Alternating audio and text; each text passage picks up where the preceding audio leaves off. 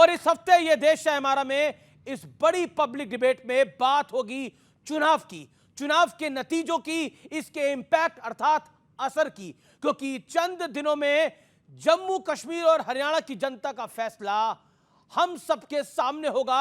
इसके बाद बारी होगी महाराष्ट्र की, क्योंकि चुनाव आयोग कह चुका है कि महाराष्ट्र में 26 नवंबर से पहले विधानसभा चुनाव हो जाएगा और झारखंड में भी 15 नवंबर के बाद चुनाव होने की पूरी उम्मीद है। लेकिन चुनाव के बीच जाति से लेकर धर्म तक का मुद्दा बहुत गर्म है। महाराष्ट्र की सरकार ने गाय को राज्यमाता घोषित किया है, तो इस पर पॉलिटिक्स भी खूब हो रही है। उधर कांग्रेस के एक बड़े नेता कह रहे हैं कि ब्राह्मण होने के बावजूद सावरकर बीफ खाते थे। इतना ही नहीं, देवेंद्र फडणवीस ने कहा है कि लोकसभा चुनाव में वोट जिहाद हुआ था, तो अजीत पवार कह रहे हैं कि वो 10% अल्पसंख्यक उम्मीदवारों को टिकट देंगे जो बीजेपी के साथ है। लेकिन इस सियासत के बीच हरियाणा से झारखंड तक भारतीय जनता पार्टी कांग्रेस और दूसरे विपक्षी दलों को भ्रष्टाचार पर घेरने में जुट गई है। लेकिन बड़ा सवाल है कि इस चुनावी दौर में हवा का रुख किस और है। आज जनता जनार्दन के बीच, मेरे युवा मित्रों के बीच, देश की जनता के बीच, देश की सबसे बड़ी पॉलिटिकल बहस, चुनावी शोर, हवा किस और।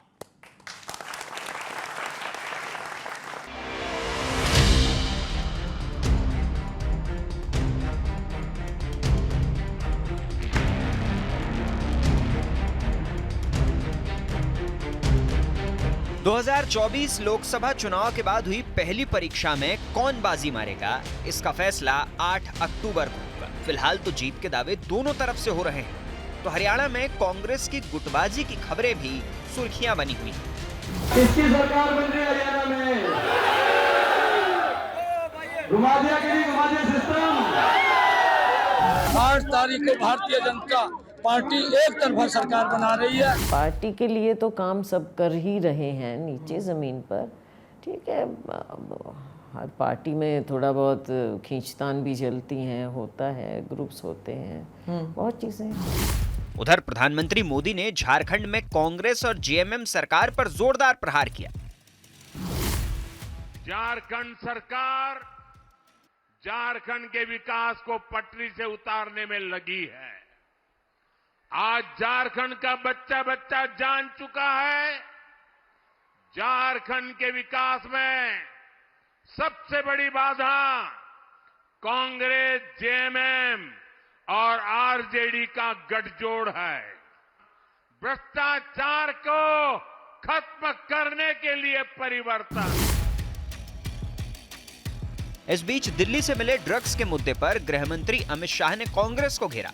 गृहमंत्री ने लिखा कि ड्रग्स की 5,600 करोड़ के खेप में कांग्रेस नेता की संलिप्तता बेहद खतरनाक। कांग्रेस युवाओं को ड्रग्स की अंधेरी दुनिया में ले जाना चाहती है। उनके इरादों को मोदी सरकार कभी पूरा नहीं होने देगी। जहां जहां कांग्रेस की सरकार रहती है, बताओ वहां ड्रग का धंधा बढ़ता है कि नहीं बढ़ता है?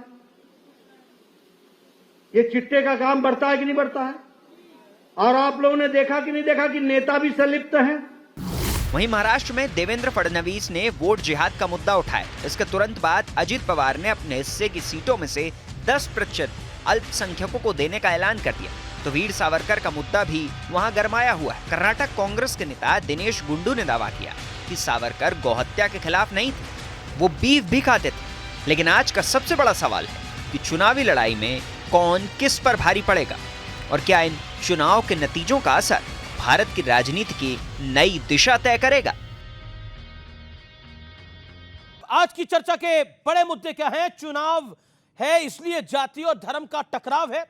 दूसरा बड़ा मुद्दा हरियाणा और जम्मू कश्मीर के नतीजों का असर उत्तर भारत और पूरे देश की राजनीति पे पड़ने वाला है। यह दूसरा बड़ा मुद्दा। वोट बदलाव पे पड़ेगा या भ्रष्टाचार के मुद्दे पर, यह तीसरा बड़ा मुद्दा। यह है आज के बहस के बड़े मुद्दे।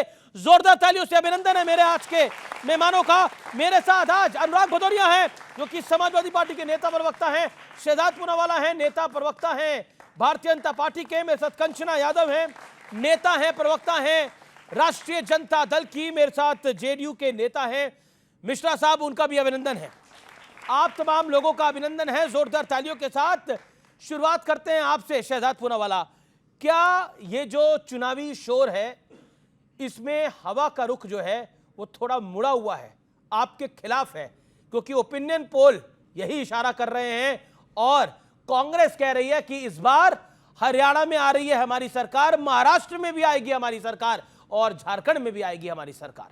देखिए, यही बात उन्होंने मध्य प्रदेश के चुनाव में भी कही थी, यही बात उन्होंने छत्तीसगढ़ के चुनाव में भी कही थी, राजस्थान के चुनाव में भी कही थी, 2019 में हरियाणा के चुनाव हुए तब भी कही थी और उस समय पर भी हम जीते। क्योंकि आज मैं जनता की बात करना चाहता हूँ। हरियाणा में मोदी जी बीजेपी की सरकार आने से पहले सेक्स रेशियो 871 था, आज 916 हो गया। हरियाणा में पहली बार 1.5 करोड़ लोगों को आयुष्मान भारत कार्ड मिला। डीबीटी के माध्यम से गरीबों के अकाउंट में 75,000 करोड़ बिना 1 रुपया लूट के पहुंचा। एमएसपी गेहूं की 1350 थी, आज 2200 से अधिक हुई। राइस 1310 था, आज 2300 हुआ। एग्रीकल्चर का बजट 1100 करोड़ था, आज 7900 करोड़ हुआ। प्रोक्योरमेंट 28 लाख मेट्रिक टन, आज 60 लाख मेट्रिक टन। जीडीपी की ग्रोथ रेट 6%, आज 11%। नेशनल हाईवे 15 किलोमीटर, आज 3500 किलोमीटर। रेलवे का बजट 350 करोड़ था, आज 3300 करोड़ था। ये बात तो हम कर रहे हैं, परंतु कांग्रेस क्या बात कर रही है? हरियाणा में जो दूसरे विपक्षी दल है वो क्या बात कर रहे हैं? एक तो लूट की, दूसरा झूठ की और फिर फूट की। लेकिन नेता आपका छोड़ के चला गया। अब सुन लीजिए, 12 साढ़े 12 बजे तक अशोक तंवर आपके लिए प्रचार कर रहा था, 2 बजे वो राहुल गांधी की रैली में जाके शामिल हो गया। आप बताइए। देखिए, आप बोल रहे कांग्रेस लूट रही है, लूट तो रही है, आपके नेता को ले गई उठाकर। हाँ, देखिए, कांग्रेस हमारे नेताओं के दम पर जीतना चाहती है, यही उनकी स्थिति आप को बोल रहे हैं ये, सुनिए सुनिए, आप बोल रहे हैं ये, सुनिए आप बोल रहे हैं कांग्रेस आपके अब अमीर जी जवाब भी मतलब देने, आपके नेताओं के दम पर जीतना चाहती है। तो अब जवाब क्योंकि दूं? आपने ये बात बोली, अशोक चौहान किस पार्टी से आए हैं? जवाब देना पड़ेगा। अशोक चौहान किस पार्टी से आए हैं? जितिन प्रसाद किस पार्टी से आए हैं? आरपीएन सिंह किस पार्टी से आए हैं? आप खुद किस पार्टी से आए हैं? जवाब दीजिए। अब मैं जवाब देता हूँ। फंस गया आज आप, शहजाद भाई। अब मैं जवाब देता हूँ। आपने तो कहा कि 12 बजे तक अशोक तंवर जी हमारे साथ थे और कल 12:30 तक थे और फिर उन्होंने ज्वाइन कर लिया। ठीक है, पर आज की बात कर रहा हूँ, अभी की बात कर रहा हूँ। कुमारी शैलजा का अभी ताज़ा बयान आया है कि मैं हुड्डा जी के नेतृत्व को नहीं मानती। अब कल वोटिंग होने वाली है और हुड्डा जी के नेतृत्व, मेरी बात पूरी होने दीजिए। मैं तो कह रहा हूं कि अशोक गहलोत की 5 साल सरकार चली, सचिन पायलट ने एक दिन नहीं माना। सिद्धरामैया की सरकार चल रही है, एक दिन डीकेएस नहीं मानते। तेलंगाना में रेवंत रेड्डी की सरकार चल रही है, वहां पर दूसरे लोग नहीं मानते। ये कांग्रेस पार्टी अपने आप को एक नहीं रख पाती है, प्रदेश को एक क्या रख पाएगी? और दूसरी आपने बोला लंबा हुआ अनुराग उधर प्रोटोकॉल को फॉलो करेंगे, कोई 10 सेकंड नहीं, प्रोटोकॉल को फॉलो करेंगे। ना सर, अनुराग उधरिया आपकी बारी है। अनुराग उधरिया, क्या आपको लगता है कि कांग्रेस पार्टी और इंडिया अलायंस अपने आप को एकजुट नहीं रख पा रहा, तो इनसे कैसे निपटेगा?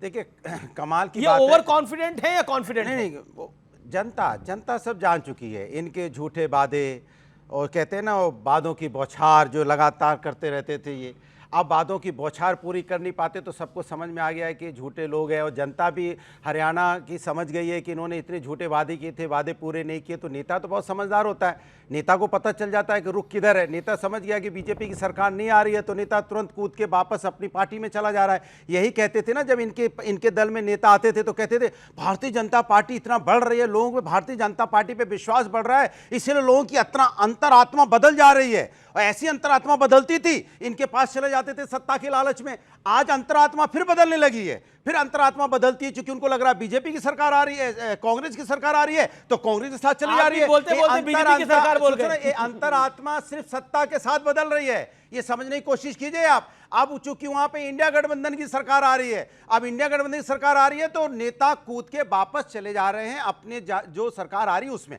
अब सवाल इनका इतना था, इन्होंने सारे के सारे नेता तोड़े थे, पूरी भारतीय जनता पार्टी कांग्रेस युक्त हो गई थी। अब वो कुछ आपके भी युक्त हैं, कुछ आपके भी गए हुए हैं। नहीं, मेरी बात वो भी नहीं। सब देखिए, ये सब कहीं ना कहीं भागेंगे, कहेंगे ना कि जब सत्ता चली जाएगी तो इनको खोजना पड़ेगा, कहां चले गए, बीजेपी के नेता ही नहीं मिलेंगे। फिर एक आध कोई बीजेपी के नेता मिलेगा, उनसे पूछेंगे जाके कैसे होता था, ठीक है, सब चले गए सब। तो हमके जब चले गए तो तुमने लिए क्यों थे उनको? अब सत्ता की लालच में आए थे, नहीं माने, सत्ता की लालच में ले लिया, अब हम अकेले हैं। तो ये अकेले ही बचेंगे, क्योंकि आपने अगर जनता की बात की होती ना और हिंदुस्तान के हिंदुस्तानियों की आपने तकलीफ समझी होती और आप समझते सच्चाई पे चलते, आप उनके असली मुद्दों पे चर्चा करते, तो आज जनता आपके साथ खड़ी होती। आपने जनता के साथ सिर्फ धोखा किया है, सिर्फ आपको झूठे वादे किए हैं, आप सिर्फ धर्म और जात की राजनीति में जनता को उलझा के रखना चाहते हो। मेरा एक सवाल एक सीधा सा है, सुबह होते ही एक मेरी बात हो जाए, सुबह होते ही कुदाल फावड़ा लेके किसान खेत में चला जाता है, अपना हथौड़ी छेनी लेके हमारा मजदूर निर्माण कार्य में लग जाता है, छात्र अपना बैग लेके कॉलेज चले जाते हैं, युवा अपना टिफिन उठा के अपने रोजगार की तलाश में रोजगार पे चला जाता है। फिर ये कौन लोग हैं, कहां से आते हैं, जो सुबह से लेकर शाम तक हमारे समाज के अंदर में जहर का नफरत घोलते हैं और फिर शाम को उसको टीवी पे परोसते हैं? ये कौन लोग हैं जो हमारे देश के अंदर में नफरत की आग लगाने वाले लोग हैं? पूरा हिंदुस्तान अपने काम में व्यस्त है। अगर ये वही लोग हैं जिनको सत्ता की लालच है, जिनको सिर्फ सत्ता चाहिए, किसी कीमत पर चाहिए, चाहे देश में नफरत हो तो हो, हम आपस में लड़े तो लड़े, लेकिन उनको सत्ता से प्यार है। अनुराग शांति। ओके शहजाद, आप लोग नफरत फैला रहे हैं, ये राहुल गांधी भी कह रहे हैं, अनुराग भदौरिया भी आप कह रहे हैं। मैं जवाब पूरा दूंगा। और मैंने अनुराग जी की बात में एक भी बार डिस्टर्बेंस नहीं किया। मैंने अपने ओपनिंग वक्तव्य में, जो इनसे छोटा था, उसमें मैंने 15 पैरामीटर्स गिनवाए कि 2014 से पहले हरियाणा क्या था और 2014 के बाद हरियाणा क्या है। ये कांग्रेस के साथ लड़ रहे, ये अपने 10 साल के, मतलब हुड्डा जी के 10 साल के गिनवाते। जनता की बात मैं कर रहा हूं कि जनता की बात ये कर रहे। दूसरी बात, मैं इनसे सिर्फ इतना पूछना चाहता हूं, उन्होंने बोला फावड़ा लेकर कोई जाता है, कोई ये लेकर जाता है, वो लेकर जाता है। आज से आप लोगों को लोटा लेकर जाना है, क्योंकि कांग्रेस ने अभी हिमाचल में टॉयलेट पर टैक्स लगा दिया। भाई बताओ, वादे ऐसे कि पानी का दाम कम कर देंगे, पेट्रोल का दाम कम कर देंगे, पेट्रोल, डीजल, दूध, पानी, स्टैंप ड्यूटी, यहां तक कि 25 रुपया प्रति महीना टॉयलेट का देना पड़ेगा। मतलब कि आपकी सरकार को फ्लश करने वाले हैं, आप देख लीजिए गार्ड बांधकर। तीसरी बात, अब मैं बताना चाहता हूं कि युवाओं की बड़ी बात करते हैं। कल एक बड़ी घटना हुई दिल्ली में, 5,000, प्लीज मैंने आपके पीछे नहीं बोला, 5,000। हिमाचल की सरकार में क्लैरिफिकेशन दे दूं, हिमाचल प्रदेश की कांग्रेस सरकार ने इसको डिनाई कर दिया है, कहा ये गलत बात है। ओके, आपने बोला 1.5 मिनट बोला, उससे पहले आपने 2.5 मिनट बोला। ऐसा है, इन्होंने भी 2.5 मिनट बात समाप्त कर रहा हूं। अमित जी आज ऐसा मत कीजिए। देखिए, युवाओं की बात अभी इन्होंने भी की, और मैं मानता हूं कि मेरे चाहे जितने भी डिफरेंसेस हो, अनुराग जी और मेरी एक अच्छी चीज ये है कि हम लोग फिटनेस की तरफ, हम स्पोर्ट्स की तरफ, और हम हिंदुस्तानी हैं। हाँ, और हम एक हैं, ऐसा मत बोलो। तुम्हारी विचार तुम्हारे मन में चोर हो सकता है, मेरे मन में चोर नहीं है। माइलेज भी खाना है, पार्टी अलग हो सकती है, लेकिन हमारे हम सब, मेरी बात पूरी होने दीजिए। हम दोनों की बात ये है कि हम नशे से, और हम नशा जो है उसको दूर रखते हैं। ये कल कांग्रेस पार्टी का नेता, कांग्रेस पार्टी का ऐसा नेता जिसके अपॉइंटमेंट लेटर में राहुल गांधी और सोनिया गांधी का नाम है, और जिसकी तस्वीरें हुड्डा जी के साथ है, दीपेंद्र हुड्डा के साथ है, वो ऐसा नेता पकड़ा गया। इस पर मैं जानना चाहता हूं कि क्या स्टैंड है कांग्रेस पार्टी के नेताओं का और समाजवादी पार्टी, क्योंकि चुनाव लड़ रही है, तो बताए 5,600 करोड़ का ड्रग माफिया, जो सबसे ज्यादा ड्रग्स दिलाकर देश के युवाओं को बिगाड़ने का काम कर रहा था, वो उनके साथ है, और आज तक इन्होंने स्टैंड नहीं लिया। तीसरी और आखिरी बात कहना चाहता हूं, देखिए, इन्होंने कहा नफरत का काम हम करते हैं। मठाधीश माफिया ये किसने बोला? अखिलेश यादव ने। इनके नेता अफजल अंसारी कहते हैं कि साधु संत गांजा फूकते हैं। इनके नेता कहते हैं हिंदू टेरर होता है। इनके नेता कहते हैं हिंदू धर्म धोखा है। और राम मंदिर प्राण प्रतिष्ठा में नाच गाना चल रहा है। मैं चुनौती देता हूं, मदरसे में माफिया होते हैं, और एक बार बोल दो कि हज में नाच गाना होता है, नहीं बोल पाएंगे, नहीं बोलना चाहिए, नहीं बोलना चाहिए। अनुराग आपकी बारी है। Then JDU 30 second. देखिए, मैंने पहले ही बोला था, नफरत की आग कौन लगाता है हिंदुस्तान के अंदर में? आ गए ना मंदिर मस्जिद पे। हम बात कर रहे थे रोजगार की, किसान की, हम बात कर रहे थे युवाओं की, महिलाओं की समस्या की, आ गए कहां पे? मंदिर मस्जिद पे आ गए घूम के ना। तो हमने क्या गलत बोला था बताइए? कोई गलत बोला था? ये वो लोग हैं जो हमेशा इसी तरह की बातें करना चाहते हैं। आपने बोला कि ये मंदिर मस्जिद पे आ गए। इन्होंने एक राहुल गांधी ने बात बोली कि राम मंदिर की प्राण प्रतिष्ठा में नाच गाना हो रहा था, वहां पर भजन कीर्तन हो रहा था, वहां मंत्रोच्चारण हो रहा था, वहां नाच गाना कहां हो रहा था? मैं बोल रहा हूं, वही मंदिर है ना जहां पे भूमाफिया पैदा हो गए। प्रभु राम की जमीन में भूमाफिया पैदा हो गए, मंदिर में भूमाफिया पैदा हो गया बोल रहे हैं। प्रभु की जमीन पे, मेरी बात होने दो, संशोधन कर लेंगे वो। आपने राइटली पॉइंट करा है, लेकिन मंदिर में भूमाफिया पैदा नहीं हो गए। नहीं, हमने कहा अयोध्या में मंदिर है, मंदिर इनके लिए भी मंदिर है, आपके लिए भी मंदिर, मंदिर में भूमाफिया नहीं, मंदिर नहीं, हमने कहा अयोध्या में। थोड़ी सी शब्द इधर उधर, बताइए सर। मैं मंदिर बोल रहे हैं।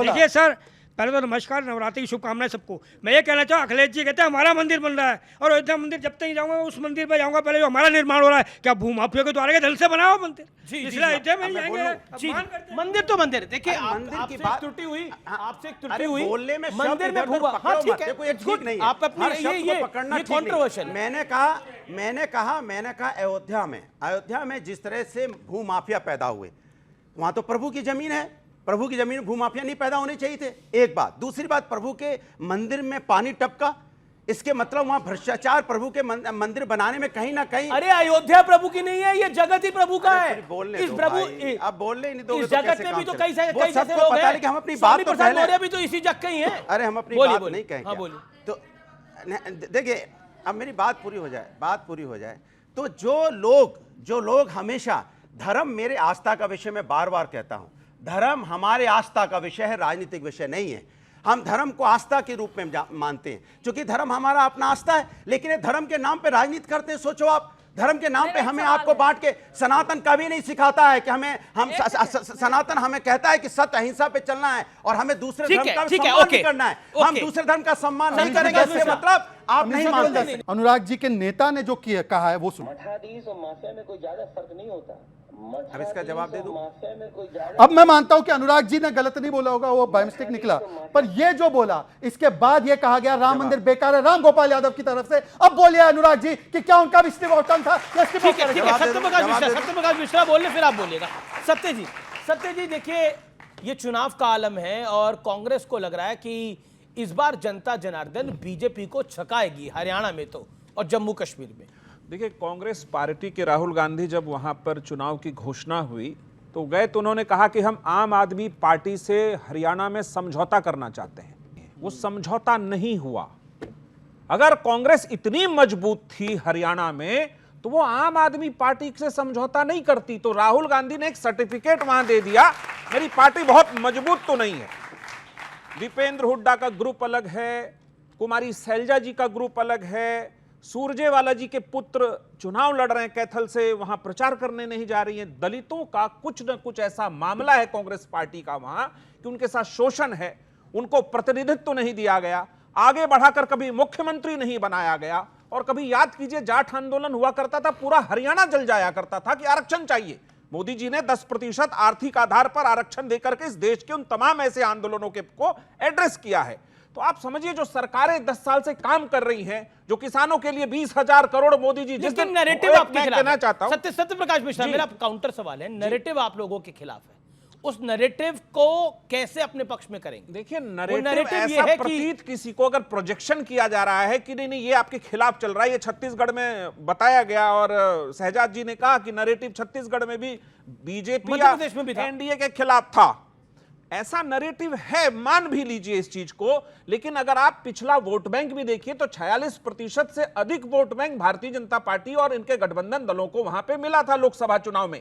अभी वास्तविकता यह है कि अगर किसानों को जो मोदी जी ने एड्रेस किया है 20,000 करोड़ जारी करके, उनको फोकस में रखा है और युवाओं को, तो आप इस चीज को समझिए कि एनडीए की सरकार और वहां कांग्रेस, ठीक है चुनाव में हर दल चाहता है कि मेरी बने, वो क्लेम भी करता है, टक्कर होगी। कंचना यादव जी, ये दलित पर बात कर रहे हैं, हमारे साथी जदयू के प्रवक्ता जी दलित पर बात कर रहे हैं, और बिहार में 80 महादलित का घर जल गया और जीतन राम मांझी जी जो केंद्र में मंत्री हैं और वहां इनके अलायंस पार्टनर है, कहते हैं कि ये यादव ने जलाया। बताइए, आपकी सरकार है, आप पूरी तरह से फेल हो गए हो और आपको बिहार में दलित नहीं दिखाई देते। अभी 16 जिले में पानी एकदम डुबा दिया है सबको, सबके घर को 2-2 मंजिले का घर जो है डूब चुका है। इनकी सरकार है केंद्र में, इनकी सरकार है राज्य में, पूरी तरीके से जो प्री मॉनिटरिंग होती है फेल हो चुके हैं, सेंटर में भी और स्टेट में भी लोगों का घर डूब गया, लोग मर रहे हैं, मवेशी डूब गए, क्रॉप स्टैंडिंग क्रॉप पूरा डूब गया, लेकिन इनको कोई फर्क नहीं पड़ रहा है। इनको सिर्फ फर्क पड़ रहा है तो चुनाव का, इनको हरियाणा कैसे जीतना है, इनको कश्मीर कैसे जीतना है। लेकिन मोदी तो राहुल जी भी सोच रहे हैं हरियाणा कैसे जीतना है, कश्मीर कैसे जीतना है, तो सब सोच रहे हैं। मैडम, प्रधानमंत्री कौन है बिहार में? प्रधानमंत्री सिर्फ तब जाएंगे जब उनको वोट लेना होगा क्या? वहां निरीक्षण करने नहीं जा सकते, लोग पुकार रहे हैं। ठीक है, एक 30 सेकंड का दिन। राजेश गुप्ता आम आदमी पार्टी के मेरे साथ है, विधायक है आम आदमी पार्टी के। शहजाद जी, तेजस्वी जी दुबई से आ गए, राघोगढ़ गए थे? लालू जी, मेरी बात हो लालू जी इतने मेरी बात हो जाने लालू जी दीजिए। बीमार अवस्था में, मेरी बहन, मैंने आपके बीच में नहीं बोला, मेरी बहन आपके बीच में मैंने नहीं बोला। कंचना जी, आप मेरी बहन हो, मेरी मित्र हो, मैंने आपके बीच में नहीं बोला। ऐसा सुनिए, अब उन्होंने बताया कि लालू जी चले, लालू जी तो बेल पर बाहर है, पर तेजस्वी जी नेता प्रतिपक्ष है भाई। एनीवे, मैं उसमें नहीं जाना चाहता। सुन लीजिए कंचना जी, आप मेरी मित्र भी हैं, इसका लिहाज रखिए। नहीं, इसका मतलब झूठ बोलेंगे। चलिए, मैं झूठ तो बेल पर नहीं है बाहर। सुन लीजिए, अब दूसरी बात, इन्होंने दलितों के विषय में बात की। मैं इनसे ही पूछना चाहता हूं कि दलितों की इतनी चिंता है तो आपको मैं केवल पहले एक चीज क्लियर कर दूं अमित जी, आपके शो के दर्शकों के सबसे मेन पॉइंट, ये वैसे 1, 2, 3 तीनों क्लेम करेंगे इंडिया अलायंस, पर हरियाणा में ये और कांग्रेस इंडिया अलायंस है, वो अलग लड़ रहे हैं। तो असली तेजा कौन है? ये बोलेगा तेजा मैं हूं, वो बोलेगा नहीं तेजा मैं हूं। ये असली इंडिया तेजा कौन है? तय करो, ये असली तेजा कौन है? अच्छा, तो एक गाना मुझे याद आया, शहजाद भाई, एक गाना याद आया ऑन लाइटर नोट, तुम जो इतना मुस्कुरा रहे हो, क्या गम है जो छुपा रहे हो? मैं आपको, क्योंकि आपने गाने का जिक्र किया, तो मैं आपको बताता हूं कांग्रेस और आपका रिश्ता 3 लाइन में। अच्छा, दिल्ली में था हम साथ साथ है, फिर हुआ हम आपके है कौन, पंजाब में अकेले हम अकेले तुम, और यहां पर कभी हाँ कभी ना, और आखिर में होगा अलविदा अलविदा अलविदा। यही है। और पहले तो आपको बहुत बहुत शुभकामनाएं, नवरात्र की देर आए दुरुस्त आए। जी, मैं रुक करता हूं राजेश जी का। राजेश गुप्ता विधायक हैं आम आदमी पार्टी के, जोरदार तालियां राजेश गुप्ता जी के लिए यहाँ पर। राजेश जी, प्रश्न ये है कि ये जो रायता फैला है हरियाणा के अंदर, मतलब राजनीतिक रायता, वो रायता आपको सिमटता हुआ दिख रहा है, या आपको लगता है कि इस बार जैसा कांग्रेस कह रही है कि आप वोट कटवाएं वहां पर, और वोट कटवा होकर आप बीजेपी को लाभ पहुंचाएंगे? देखिए, मुझे लगता है कि रायता तो अब फैलने वाला है। जब रिजल्ट आएगा तो रायता फैल भी चुका है। क्या रिजल्ट आएगा बताइए? दूध फट गया है। अब आप उसको जो मर्जी कहिए, लेकिन इनका काम बहुत खराब है। एक बात मैं आपको डंके की चोट पे कह सकता हूँ, और रिजल्ट वाले दिन आप टीवी पे होंगे, हो सकता है मैं आपके साथ ही हूँ, कि भाजपा वहां पे 10 सीटों से अभी कम पे आ रही है हरियाणा में। बिल्कुल, इतना बुरा हाल। अरे आप लोगों के सर्वे होते हैं, आप कर लीजिए। बहुत इतना बुरा हाल मैंने भाजपा का, मैं इतना बुरा हाल मैंने कभी नहीं देखा। अच्छा, नॉर्थ इंडिया में कितनी सीटें आ रही है? हम कह रहे हैं आपकी नहीं, मैंने कहा तो बीजेपी की 6 सीटें। बीजेपी की 6, आप 6 कह रहे हैं, 10 कह रही है। कंचना कितनी आ रही है? 10 से कम कह रहा हूँ। हार रही है बीजेपी। बीजेपी हार रही है, सीटें नहीं बता रही। 10 से कम कह रहा हूँ। इतनी बुरी हालत। देखिए, मेरा गृह क्षेत्र है हरियाणा, मैंने कभी अपनी जिंदगी में इतना खराब हालत नहीं देखी। जब मैं छोटा था बचपन में जरूर, तब भी हरियाणा में बीजेपी को कोई नहीं पूछता था, क्योंकि इस तरीके के बांटने वाली राजनीति कभी हरियाणा में चलती नहीं है। 36 बिरादियां एक होकर रहती थी। दूध घी का खाना हमारा नंबर 1 हरियाणा, जहाँ पे कोई कमी नहीं थी, स्केर्सिटी नहीं है। लोग अपनी पसंद से अपने बच्चे को, एक को जवान, एक को किसान, एक को पहलवान और एक को सरकारी नौकरी में भेजा करते थे, जो परिवार के अंदर एक सिस्टम चला करता था और बहुत ही अच्छे तरीके चलता था। पूरे देश को अनाज देता है, सबसे ज़्यादा मेडल जीतता है, वो क्षेत्र है हरियाणा। लेकिन 10 साल में हरियाणा ने पहली बार देखा कैसे लोगों को एक जाति के विरुद्ध 36 बिरादरियों को कैसे लड़वाया जाता है। ऐसा हरियाणा में कभी नहीं हुआ। कैसे किसानों को आतंकवादी कहा जाता है, पहलवानों को आतंकवादी कहा जाता है। हमारी बच्चियां रोने लग जाए, अपने जूते टांग दे कि अब मैं खेलूंगी नहीं, लेकिन उसके बावजूद भी ये टस से मस नहीं होते, इन पर कोई फर्क नहीं पड़ता। ऐसा हरियाणा में कभी नहीं हुआ। तो लगभग हर आदमी वहां पर परेशान है। जवान कहता है कि यार अग्निवीर के नाम पर कहां फंसा रहे हो। मुझे लगता है ऐसी कोई भी सरकार जो भारत के अंदर ये सोचती है कि वो किसानों के खिलाफ खड़े होकर जीत सकती है, मैं नहीं मानता कोई भी हो सकती है। और वो आपने लोकसभा में भी देख लिया, और स्टेट इलेक्शन में तो इनका भगवान ही मालिक है, कोई बचाने वाला नहीं है। देखिए, सबसे पहले तो इन्होंने कहा कि बीजेपी की 10 सीटें आएंगी हरियाणा में। इनसे पूछे, गुजरात में आईबी रिपोर्ट आई थी ना, ये जीत रहे थे, क्या वो उस आईबी रिपोर्ट का? और फिर उन्होंने कहा था कि हम लोग जो है दिल्ली में 7 में से 7 जीतेंगे, जेल का बदला वोट से लिया जाएगा। कितनी सीटें जीते लोकसभा में कांग्रेस के साथ मिलने के बाद? और अगर इतनी श्योरिटी थी तो जिस कांग्रेस को दिल्ली में साफ कर दिया, पंजाब में हाफ कर दिया, उसको हरियाणा में जाकर माफ कर दिया बच्चों की सौगंध खाने के बाद। वाह, आपकी कितनी सीटें? हाँ, आयरॉनिकली बात यह है कि इन सभी की मिला के यहां पर ना 6 है, ना 8 है, ना 10 है। जो 2 बार से सरकार बना रहा है वो यहां पर बैठकर प्रिडिक्शन कर रहा है। इनसे पूछ लीजिए। मैं केवल इतना कहना चाहता हूं, ये लोग तो बड़े कॉन्फिडेंट है ना। अनुराग जी से एक सवाल है, क्या भ्रष्टाचार मुद्दा है हरियाणा में? भ्रष्टाचार मुद्दा है हरियाणा में? तो दामाद और दलाल यही तो बड़े मुद्दे हैं। दामाद को जमीन दे दो या दलाल को जमीन दे दो। एक लास्ट ये तरीका, ये हमेशा आप लास्ट बोलते हैं। ओके, सवाल है, भारतीय जनता पार्टी के पास जनता की बात करने का कुछ नहीं है। व्यक्तिगत हमले कर लो, दामाद, दलाल, ये शब्द इनको बड़े शूट करते हैं। इनको लगता है यही सब बोल के हम जीत जाएंगे, लेकिन हिंदुस्तान की जनता समझ गई, इनको समेट के 240 में सत्ता के बाहर कर दिया, फिर जुगाड़ बनाए किसी तरह से बैठे हैं। अब राज्य 240 में तो समेट दिया। अच्छा, पूरे इंडिया अलायंस की सीटें कितनी है? पूरे इंडिया अलायंस की सीटें कितनी है? 400 पार, अटक गए 240 पे। ओके। 272 चाहिए होते, सुन लीजिए 272 चाहिए होते हैं, तो बैसाखी पे तो टिके हो ना किसी तरह से। एक मिनट, ये बैसाखी है बगल में। अगर आपने जनता की बात की होती तो आज आपको इतना हल्ला नहीं बचाना पड़ता, व्यक्तिगत हमले नहीं करना पड़ता। कुल मिलाकर अगर हम देखें तो अनुराग जी का कहना है कि बीजेपी सत्ता में नहीं आई है, ये तो बैसाखियों के सहारे है, और इस पर आपके विचार क्या हैं? नहीं, ये तो बार बार ये कहते रहते हैं, अपने मन को बहलाते हैं। वो चुनाव पूर्व का गठबंधन था, हम बड़े लोग, हमने अपनी मेहनत करी थी, तो हमने सोचा कि हम थोड़ा सीट का आंकड़ा बड़ा रखें, और उसमें हम बहुमत में सत्ता में आए। और पूर्व चुनाव का गठबंधन जनता दल यूनाइटेड और चंद्रबाबू नायडू जी की पार्टी तेलुगु देशम का था, और उसने सरकार बनाया और चला रही। इनको जनता का मुद्दा दिखता नहीं, नो चश्मा पहना सत्ता का, कैसे कहां से कैसे घुस जाए अनुराग भदौरिया कि कोई सत्ता मिल जाए। आपको जनता का मुद्दा, आपको जनता का मुद्दा दिखता नहीं है कि 20,000 करोड़ रुपए अगर किसान निधि फंड में, अरे यार बोलने नहीं देंगे अब आप, क्योंकि तीर मैंने मार दिया सही जगह पे, आप तिल मिलाएंगे। अगर प्रधानमंत्री शपथ लेते ही 20,000 करोड़ किसानों के लिए जारी करता है तो वो जनता का मुद्दा है या नहीं है? इसका जवाब देंगे आप। कहां? क्या मजाक कर रहे हैं? कहां? क्या देश में हुआ? हम क्या करें? अरे एमएसपी की गारंटी मिल गई क्या? आंख बंद कर लेते हैं, आपको अखिलेश जी दिखते हैं, उसके अलावा कुछ नहीं दिखता, जनता का मुद्दा नहीं दिखता। बताओ अगर भारतीय जनता पार्टी ने इस देश के विकास दर को और इसके इकोनॉमी को दुनिया के 5वें पायदान पर खड़ा करने की कोशिश की और करके दिखाया दुनिया में, आपको जनता का मुद्दा और भारत का गौरव नहीं दिखता। एक तस्वीर आ रही है, एक तस्वीर आ रही है राजेश गुप्ता। अरविंद केजरीवाल जी ने सीएम आवास खाली कर दिया है, अब वो राज्यसभा सांसद अशोक मित्तल के घर में शिफ्ट हो रहे हैं, वो अपने परिवार के साथ बाहर जा रहे हैं। ये एक तरह से बीजेपी कह रही है ये सब नौटंकी है, सब नाटक है, सब ड्रामा है, वही रिपीट टेलीकास्ट हो रहा है जो 10 साल पहले हुआ था। देखिए, अब क्या उम्मीद करते हैं बीजेपी से? ये जो करें, जब आचार संहिता लग जाए उसके बाद में भी ड्रामा करें, 24 घंटे में टीवी पे आने की प्लानिंग करें। कल मैंने एक माता रानी की बहुत खूबसूरत तस्वीर देखी, लेकिन पहली बार मंदिर में पीछे से देखी। माता रानी खड़ी है, सामने मोदी जी खड़े हैं, कैमरा पीछे है। अरे भगवान को देख लो यार। तो अपनी फोटो को दिखाने की इतनी भूख थी कि बस अपना चेहरा दिखाई देना चाहिए, चाहे भगवान की उसमें पीठ ही क्यों ना दिखाई दे जाए। मैं समझता हूँ, मैंने अपने जीवन में कभी नहीं देखा। हम लोग बहुत ज़्यादा पूजा करते हैं, मैं कल भी व्रती था, चाहे 2 रखें चाहे सारे व्रत हम रख लें, मैंने ऐसा कभी नहीं देखा ऐसी पूजा को होते हुए। अक्सर जब हम फोटो भी खिंचवाते हैं तो भगवान के चेहरे को सामने रखते हैं।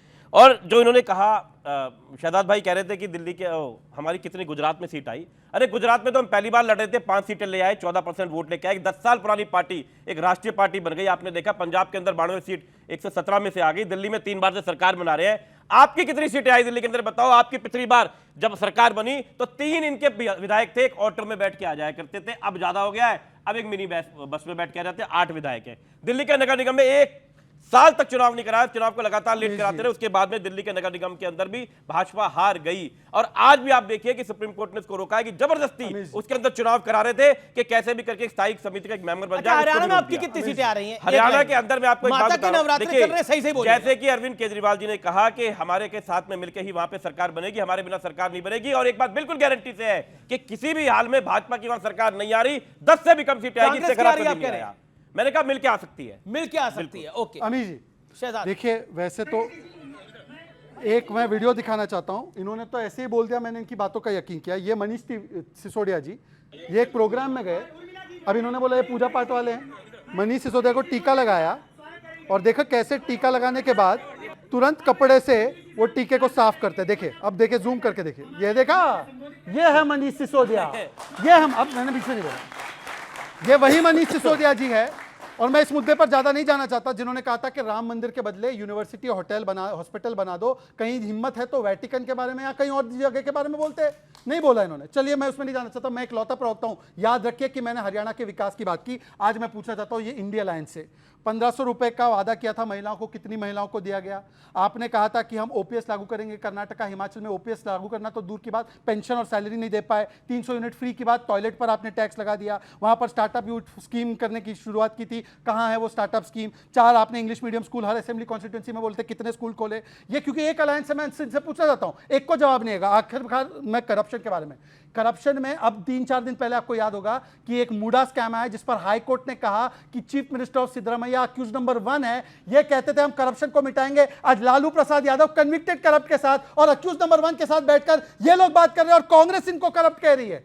ये कांग्रेस ने कहा कि ये केजरीवाल के शराब वाले बताइए ये उनके साथ है। इलेक्टरल बॉन्ड का पैसा खाने वाले, दुनिया भर का पैसा खा के, जो सुप्रीम कोर्ट ने खुद का हफ्ता वसूली करके दुनिया से पैसा लिया, जिसको मेन अक्यूज बताते थे, साउथ का किंग पिन बताते थे, उसे 5 करोड़ रुपए की जमानत दे दिया, बाद में 55 करोड़ रुपए इलेक्ट्रल बॉन्ड के नाम पे ले लिए। इनकम टैक्स के छापे पड़वाते हैं, पहले कहते 70,000 करोड़ की करप्टेड पार्टी अपनी पार्टी में ज्वाइन करा लेते हो। यार तुम हमें ज्ञान दोगे? तुम्हारे पार्टी के राष्ट्रीय प्रवक्ता टीवी पे पैसे लेते पकड़े गए, आज तक किसी पार्टी में ऐसा नहीं हुआ। तुम हमें ज्ञान दोगे? तुम करप्शन की बात बताओगे जिन्होंने खुले आम गदर मचाया हुआ है। अगर बंगारू लक्ष्मण पकड़े गए तो बीजेपी ने उनको बाहर का रास्ता किया, वो कन्विक्ट हुए, वो जेल में गए, बंगारू नहीं हुआ। अगर पकड़ा गया, मेरा प्रश्न ये है कि आपकी पार्टी में भी अगर कोई करप्शन का मामला सामने आया तो आपने क्या कार्रवाई करी है? आपने तो उसको सेलिब्रेट करा जब वो बेल पे छूट के आया। भाई आप भूल रहे हैं, हमारी पार्टी के अंदर जब भी करप्शन का मामला आया, हमारे दिल्ली के मंत्री थे, केजरीवाल जी ने खुद सीबीआई के अंदर वो केस दिया और उनको वहां से हटा दिया। पंजाब की सरकार बनते ही पीडब्ल्यूडी मिनिस्टर बने, उनके ऊपर करप्शन के चार्जेस आए, उनको हटा दिया। बेवजह किसी पे आरोप लगा के थोड़ी शहजाद और सत्यप्रकाश। शहजाद पहले आप 30 सेकंड।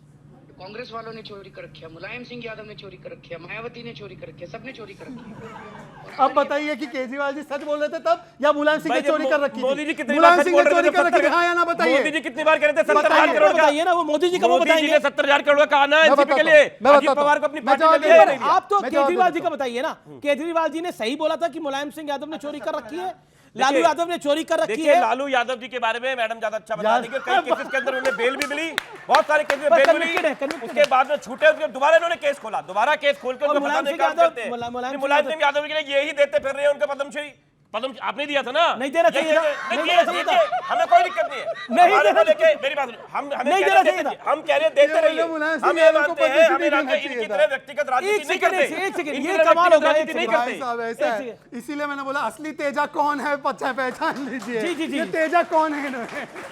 लालू यादव और मुलायम सिंह, स्वर्गीय मुलायम सिंह यादव पर जो बोला गया, देखिए वो जानते हैं अच्छी तरह से कि केजरीवाल क्या बोल रहे थे। उस समय अन्ना जी के रथ पर ईमानदारी पर चढ़कर आए, सत्ता बनाई और फिर हमाम में पूरी की पूरी तरह एक बोतल दारू के साथ एक बोतल फ्री में हजारों करोड़ के घोटाले लेकर के बह गए। अब बेचारे फंस गए हैं, तो इन लोगों को ढूंढ रहे हैं कि मुझे भी तुम लोगों के साथ क्लब में शामिल होना है, तुम लोगों का एक्सपीरियंस कैसा रहा है। तो लालू जी ने कहा कि देखो चारा में कुछ ज्यादा सजा नहीं हुआ है, 5-5 साल हुआ है, मैं बेल पे बाहर हूं, तुम्हारा भी हो जाएगा। तो अभी जब बेल मिली तो उसको सेलिब्रेट कर रहे थे पटाखा चला करके, ओ देखो जी सुप्रीम कोर्ट ने हमें ना एकदम छोड़ दिया है जी, ये दिल्ली की सरकार को जेल में डाल दिया, मनीष को डाल दिया। मुझे दुख हुआ सबसे ज्यादा कि स्वाति मालीवाल को मारने पीटने वाला, एक महिला को पीटने वाले के समर्थन में दिल्ली का पूर्व मुख्यमंत्री दिल्ली की विधानसभा में कह रहा था कि विभव को भी जेल में डाल दिया। मुझे उतना दुख नहीं हुआ इनके भ्रष्टाचार से, क्योंकि मुझे मालूम है वो एक एक पाई निकाल लेगी हमारी सरकार। लेकिन एक महिला के ऊपर हमला जब होता है, वो जिस तरह से जिस दौर में वो गुजरती है, वो हम उसे वापस नहीं दे सकते। ये गलत किया केजरीवाल ने, विधानसभा को शर्मसार किया। दिल्ली की विधानसभा में एक हमलावर के बारे में आप बोलेंगे, ये ठीक नहीं है। ओके मैं बिल्कुल बैक कर रहा हूं आपको। ओके राजेश गुप्ता, आम आदमी पार्टी के एमएलए, बिहार, फिर मैं ऑडियंस आपकी बात आ रहा हूं, सवाल तैयार रखिए। अरे यार आपने बोलो बिहार की विधानसभा में नीतीश कुमार जी ने क्या कहा था, मैं नहीं कहूंगा या बता नहीं सकता। उसके लिए क्या बीजेपी वालों ने कहा उसको सुन लो, क्या क्या बोल रहे थे। और ये कहा कि इनका डीएनए खराब है, और मैं बार बार कहता हूं इनकी एवरेज बहुत खराब है, 18 महीने की एवरेज है एक पार्टी में रहने की। ये जेडीयू वालों को भरोसा नहीं है, जब तक यहां से निकले दोबारा किसी पार्टी के अंदर बदल सकते हैं, लेकिन हम अपने क्या बोला नीतीश कुमार 20 साल पार्टी बदल सकते हैं, भ्रष्टाचार जेडीयू वालों ने बोला पार्टी बदल सकते हैं। अरे शहजाद पूनावाला पलटू चाचा की पार्टी के देखिए जैसे ही जेडीयू ने बोला हम पार्टी बदल सकते हैं, शहजाद पूनावाला बड़ी चिंतित हो गए हैं। शहजाद पूनावाला को बहुत चिंता हो गई है कि पार्टी बदलेंगे तो कहा जाएगा कोई भरोसा नहीं है, पलटू चाचा जरा सरकार गई। अच्छा लेकिन क्योंकि मुद्दा हरियाणा के चुनाव का है, जम्मू कश्मीर के चुनाव का है, महाराष्ट्र और झारखंड में होने वाले चुनावों का है। लेकिन महाराष्ट्र में क्या बीजेपी फंस गई है और कांग्रेस और इंडिया अलायंस भी फंस गया है? मैं इस विषय पर भी आऊंगा, लेकिन अनुराग भदौरिया आप पहले बोल लीजिए 30 सेकंड।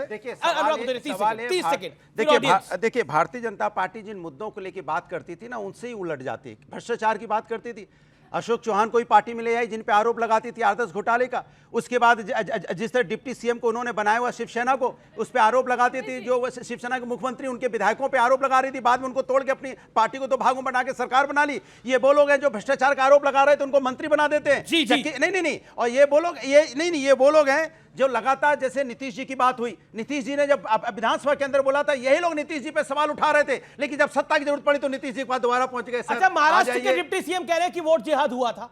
कौन कह रहे हैं? महाराष्ट्र के डिप्टी सीएम देवेंद्र फडणवीस कह रहे हैं वोट जिहाद हुआ था। भाई ये 14 लोकसभा सीटों में, इतने दिन बाद लोकसभा सीट पर महाराष्ट्र में हुआ है, यूपी में आपकी नेत्री ने बोला था वोट जिहाद। इतने दिन बाद मुख्यमंत्री उप मुख्यमंत्री रहने के बाद उनको अपने काम गिनाने को नहीं है, अभी भी उसी पे चले जा रहे हैं, धर्म की राजनीति पे। सोचो आप क्या मानसिकता हो गई हो, अपना काम नहीं गिना पा रहे। सोचिए आप, इतनी मजबूरी, हम मजबूर। ठीक है, आज मैं जनता से पूछता हूं, वोट हाथ खड़ा करिए, वोट काम पे होना चाहिए या धर्म पे होना चाहिए? काम पे होना चाहिए, वो हाथ खड़ा करें जो चाहते हैं कि वोट काम पे बढ़ना चाहिए। जी, मैं युवाओं से पहले जानता हूं, क्या आपको लगता है जो लोग धार्मिक बातें करते हैं, खड़े होके, क्या जो लोग धार्मिक बातें करते हैं और काम की बात नहीं करते, वो एजेंडे को डिरेल करते हैं? आपको लगता है? मुझे नहीं लगता। मेरे हिसाब से ये है कि जो आप काम कर रहे हो वही आपका रिप्रेजेंटेटिव होना चाहिए, या अदर देन कि आप ये चीज़ गिना रहे हो कि ये मुस्लिम है या हिंदू है। आज के समय में हम लव जिहाद, वोट जिहाद जैसी बातें कर रहे हैं, जबकि हमें women empowerment, education, youth education और नौकरी के बारे में बात करनी चाहिए।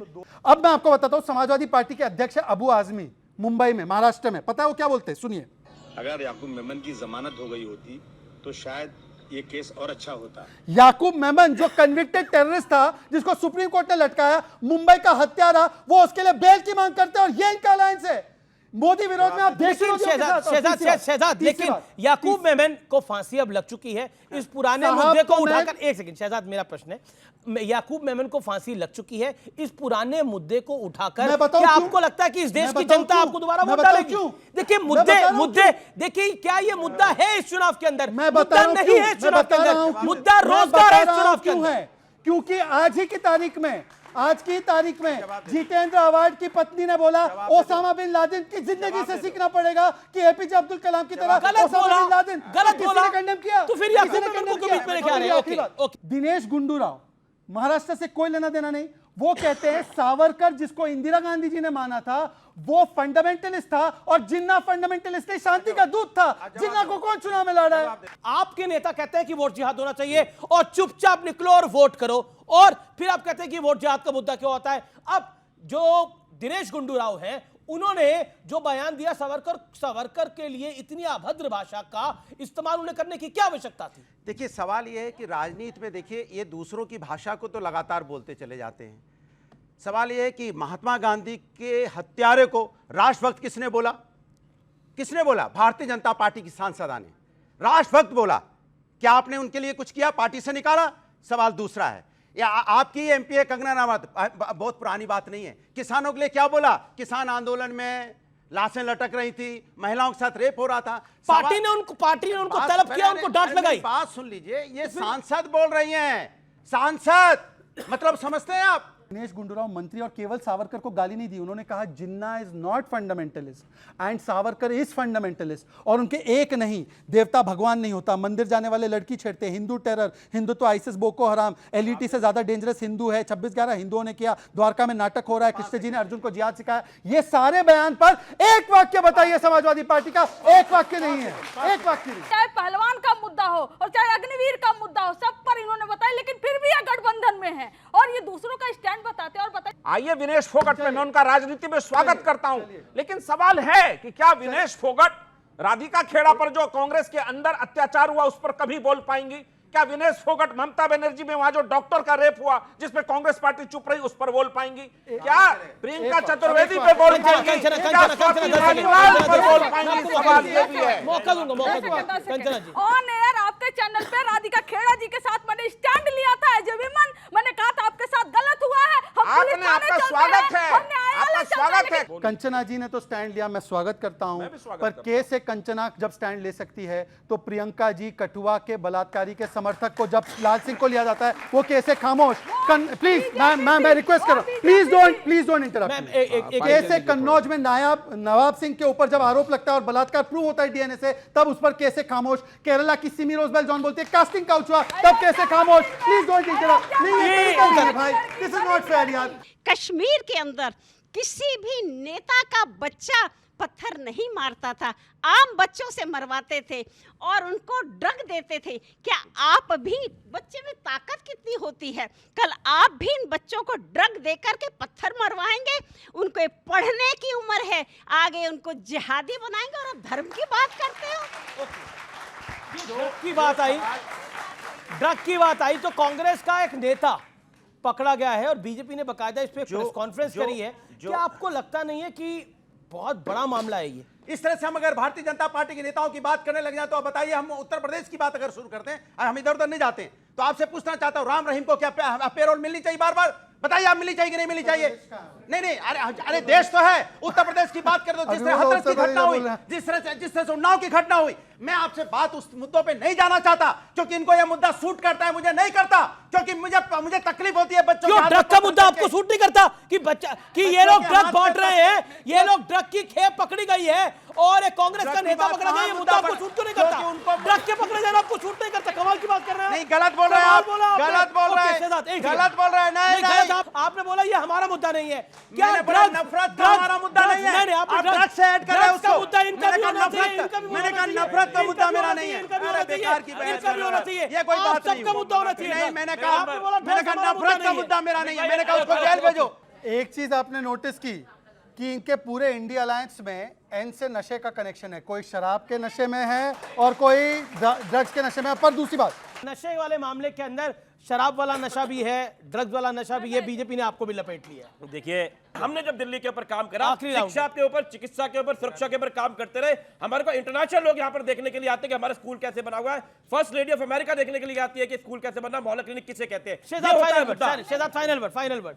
अरे इंटरनेशनल मॉडल छोड़ो, अन्ना जिसकी उंगली पकड़ कर आए थे वो कह रहे कि मेरे सामने बदल गया, शराब के खिलाफ बोलता था, आज शराब से आ गया, स्वराज से शराब तक, अन्ना से लालू तक।